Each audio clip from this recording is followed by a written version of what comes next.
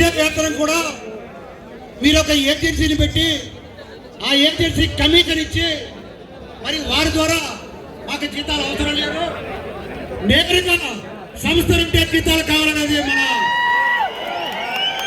సమస్య, కోరిక కాదు. మరి ఇవి 20-25 సంవత్సరాలుగా మనం పెడతానే ఉన్నాం, డిమాండ్ రూపంలో పెడతానే ఉన్నాం, చర్చిస్తానే ఉన్నాం. ఇంతవరకు మనకి ఎటువంటి సానుకూల స్పందన రాకపోగా కాంట్రాక్ట్ ఎంప్లాయీస్కి ఇచ్చే జీతాలు, అదేవిధంగా రెగ్యులర్ ఎంప్లాయీస్కి ఇచ్చే జీతాలు మామూలుగా ప్రపంచవ్యాప్తంగా ఎక్కడ కూడా ఉండే జీతాలు అలానే ఉంటాయి, లేదంటే పెరుగుతాయి. ప్రపంచంలో ఎక్కడా లేని విధంగా జీతాలు తగ్గించి ఇచ్చే పిఆర్సీని తీసుకున్న మొట్టమొదటి ఆంధ్రప్రదేశ్ రాష్ట్రాన్ని కూడా మీకు అందరికీ తెలియజేస్తాం. మరి ఈరోజు మనకు ఉన్నటువంటి ముఖ్యమంత్రి గారు అందించడానికి మన విద్యుత్ సంస్థ ఇప్పుడు ముందుంటుందని కూడా సభాముఖ గవర్నమెంట్ వరకు విన్నవిస్తున్నాం. రెగ్యులర్ ఎంప్లాయీస్ ఒక రకంగా చెప్పాలంటే ఈపీఎఫ్ జీపీఎఫ్ కావచ్చు, రకరకాల సమస్యలు కావచ్చు. రెగ్యులర్ ఎంప్లాయీస్ ఒక మాటలో చెప్పాలంటే జీతాల కోసం పోరాటం అయితే, కాంట్రాక్ట్ ఎంప్లాయీస్ జీవితాల కోసం పోరాటం.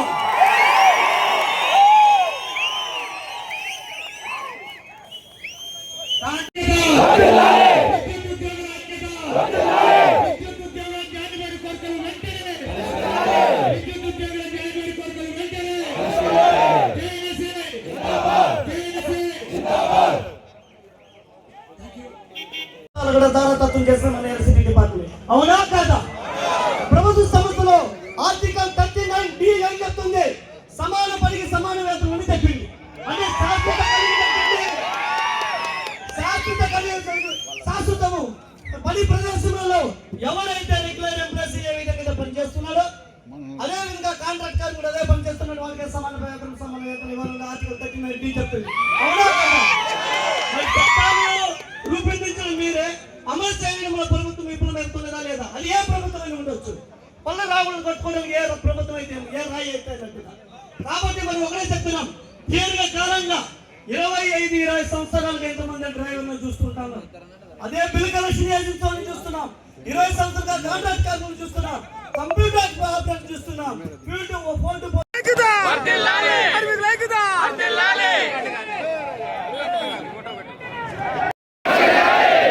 లేబర్లు వెంటనే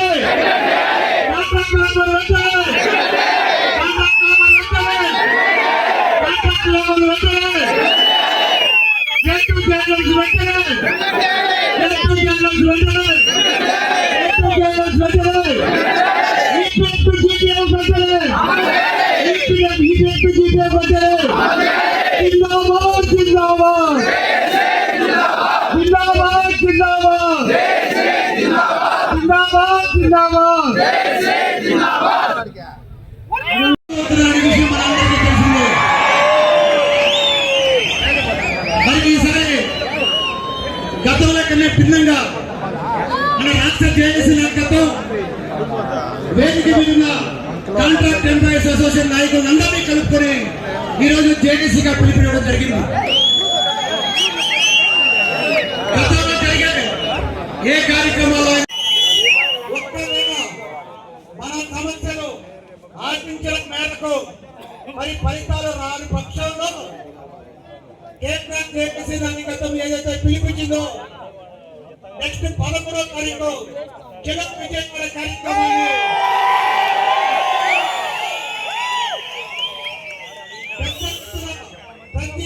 ప్రతి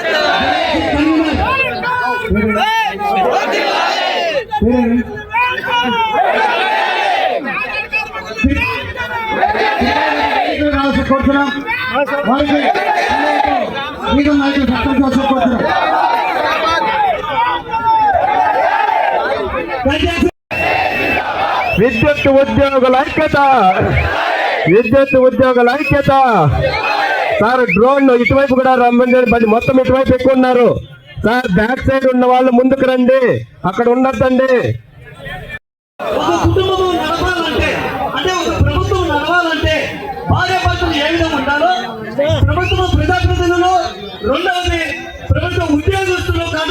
వాళ్ళందరూ కూడా సమానంగా పనిచేస్తేనే తప్ప ఈరోజు భార్య నాకు అవునా కదా, నాకు ఏమి చేయకుండా నువ్వు వేరే దానికి ఇస్తే ఏమవుతుంది? బాలకాశి గారిని మాట్లాడాల్సిందిగా కోరుతున్నాను.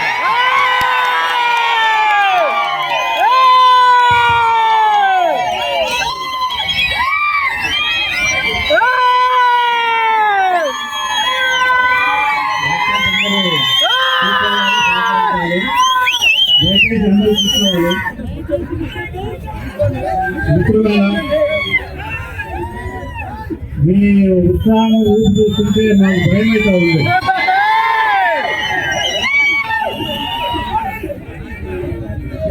అదేవిధంగా దయచేసి కూర్చోండి. ఇక్కడ పోలీసు వారు కూడా మనకు 1 గంట వరకే పర్మిషన్ ఇచ్చారు. పోలీసు వారు కూడా మనకు చాలా సందర్భాల్లో సహకరించారు, ఇప్పుడు కూడా సహకరిస్తారు. ఎందుకంటే వాళ్ళకు కూడా చాలా సమస్యలు ఉన్నాయి. డిఎల్ రాక అల్లాడిపోతా ఉన్నారు.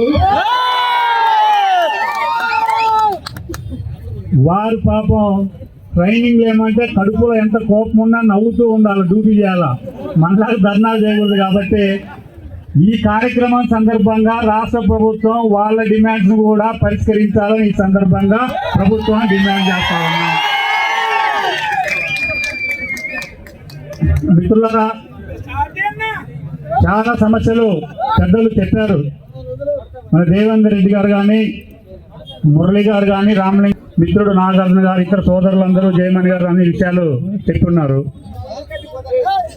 కాంట్రాక్ట్ కార్మికుల సమస్యలు ప్రత్యేకంగా చెప్పనవసరం లేదు. ఎనర్జీ ఎక్స్టెంట్లు ఇక్కడికి వచ్చి ఉన్నారు. అదేవిధంగా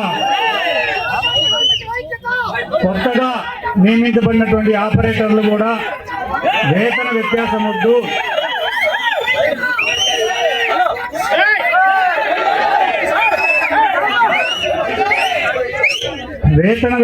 వద్దు, అందరికీ సమానమైన వేతనాలు కావాలని వాళ్ళది కూడా చాలా న్యాయమైనటువంటి డిమాండ్.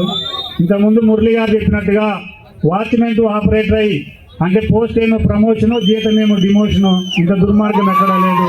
వాళ్ళు ఉన్నారు అక్కడే ఎదురుగా టెంట్ వేసుకొని సోర్స్ లో పనిచేసేటువంటి హమాలయాలు కూడా వాళ్ళ సమస్యల మీద వాళ్ళు ఆందోళన చేస్తా ఉన్నారు.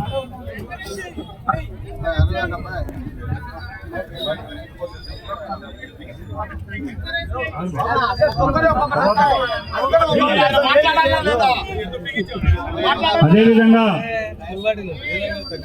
పవర్ జేఏసీ ఏదైతే ఉద్యమ కార్యాచరణకు పిలుపునిచ్చిందో మొదట్లో కొన్ని సంఘాలు మీనమీషాలు వేసినా ఈ ఉద్యమం యొక్క రూపం మారే కొంది కొన్ని సంఘాలు మేము కూడా భాగస్వామ్యం అవుతామని వచ్చారు. వాళ్లకు అభినందనలు, ధన్యవాదాలు. నిన్న ఇక్కడ వాట్సాప్లలో చూసాను, ఎనర్జీ ఎక్స్చేంజ్ అసోసియేషన్ 5 కూడా మేము కూడా మీ ఉద్యమంలో పాల్గొంటా ఉన్నారు. వాళ్లకు అభినందనలు, ధన్యవాదాలు.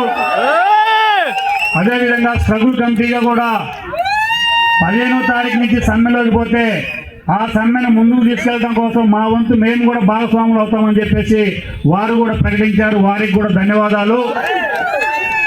అయితే అక్కడక్కడ 1-2 సంఘాలు ఒక కాలు ఉద్యమంలో, ఒక కాలు యాజమాన్యం దగ్గర పెట్టున్నారు. ఈ రకంగా ఒక కాలు ఇక్కడ, ఒక కాలు అక్కడ పెడితే పంగ జీలిపోద్ది అని చెప్పేసి మీనమేషాలు వద్దు, గోడ మీద పిల్లివాటం వద్దు.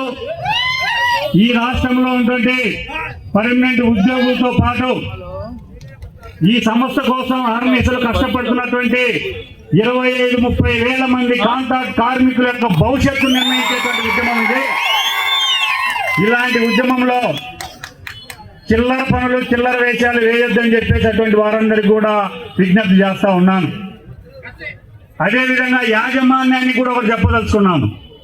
మీలో ఇంకా చిలిపి చేష్టాలు పోలేదు. దాదాపు 10 సంవత్సరాలు నేను చూస్తా ఉన్నాను. పెద్దలు దాదాపు ఒక 20 సంవత్సరాల నుంచి యాజమాన్యం యొక్క చిలిపి చేష్టాలు, కోతి చేష్టాలు కూడా చూస్తూ ఉంటారు. పోలేదు వాళ్ళ లక్షణాలు. ఎందుకు ఈ మాట అంటున్నానంటే బాధ కలగొచ్చు కొంతమందికి.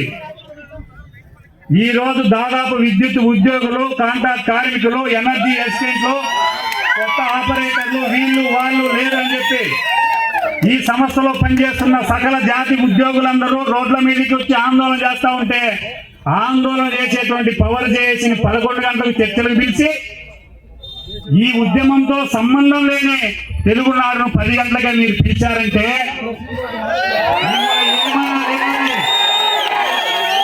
మీ వంకర బుద్ధి ఇంకా మీరు మార్చుకోలేదు. అందుకే యాజమాన్యాన్ని కూడా హెచ్చరిస్తా ఉన్నాం, ఇప్పటికైనా కూడా ఎవరైతే ఉద్యమంలో ఉన్నారో ఈ ఉద్యోగులకి కార్మికులకి నాయకత్వం వచ్చేసేటువంటి నాయకత్వం వహించేటువంటి పవర్ చేసి కాకుండా ఇంకొకరితో మాట్లాడితే కబడతారని చెప్పేసి సందర్భంగా అరే మా సమస్యలో మేము పోరాటం చేస్తా ఉంటే ఈ పోరాటంలో లేనటువంటి వాళ్ళని పిలిచి పక్కన కూర్చోబెట్టుకొని జీడిపప్పు పెట్టి టిఫిన్లు కాపీస్తా ఉంటే జరుగుతా ఉంది. అందుకనే యాజమాన్యం కూడా ఆలోచించాలా, నువ్వు మాట్లాడితే పవర్ చేసి నాయకత్వంతో మాట్లాడు, నువ్వు అగ్రిమెంట్ చేసుకుంటే పవర్ చేసి నాయకత్వంతో అగ్రిమెంట్ చేసుకో, నువ్వు సమస్యను సెటిల్ చేయదలుచుకుంటే ఎవరైతే ఉద్యమానికి నాయకత్వం ఉంటున్నారో వాళ్ళతో మాట్లాడకుండా వేరే వాళ్ళతో మాట్లాడితే మాత్రం మీ అంతు చూసుకోవాలని చెప్పేసి సందర్భంగా మేము అడిగే దాంట్లో న్యాయం ఉంది. అందుకే చెప్తా ఉన్నాం. నిన్న కూడా పవర్ చేసి నాయకత్వంతో మాట్లాడాం. ఈరోజు చర్చల్లో సరే రెగ్యులర్ ఉద్యోగులకు సంబంధించిన సమస్యలు పెద్దలు మాట్లాడి అక్కడ ఉన్నటువంటి నాయకులు కూడా తెలుసు. కాంట్రాక్ట్ కార్మికులకు సంబంధించినటువంటి ప్రధానమైనటువంటి విషయాల మీద మనం ఏ రకంగా యాజమాన్యం దగ్గర ఉండాలి, ఎలా పట్టుబట్టాలని చెప్పేసి ఒక ప్రాథమికమైన చర్చ మన అంతర్గతంగా జరిగింది. ఇప్పుడు చాలా మందికి ఉన్నటువంటి అనుమానం ఏమంటే డైరెక్ట్ పేమెంట్ అంటే ఏమిటి అనేది ఒక అనుమానం. సరే యాజమాన్యం ఎస్క్రో దారిస్తున్నాం కదా డైరెక్ట్ పేమెంట్ అనుకోండి అని చెప్పేసి వాళ్ళు చెప్తారు. కొంతమంది ఇప్పుడు యాజమాన్యం గత ప్రభుత్వంలో ఆ రోజు పవర్ చేస్తూ కూడా ఒక అగ్రిమెంట్ అయింది, మినిట్స్ కూడా ఉన్నాయి. ఆ రోజు వాళ్ళు చెప్పినటువంటి డైరెక్ట్ పేమెంట్కి అర్థం ఏంటంటే వాళ్ళే ఒక కార్పొరేషన్ ఏర్పాటు చేసి ఇప్పుడున్నటువంటి 100 మంది కాంట్రాక్టర్లను బ్రోకర్లను దళారీ వ్యవస్థను తీసేసి మా యాజమాన్యంలోనే ఒక సీఎంను ఒక డైరెక్టర్ను ఒక సీజీఎంను పెట్టేసి ఆ కార్పొరేషన్ ద్వారా జీతాలు ఇస్తామని చెప్పేసి వాళ్ళు చెప్తా ఉన్నారు. దాని మీద నిన్న చర్చించాం. అట్లాంటి కార్పొరేషన్లకు పవర్ చేసి ఎట్టి పరిస్థితుల్లో అంగీకరించే సమస్య లేదు.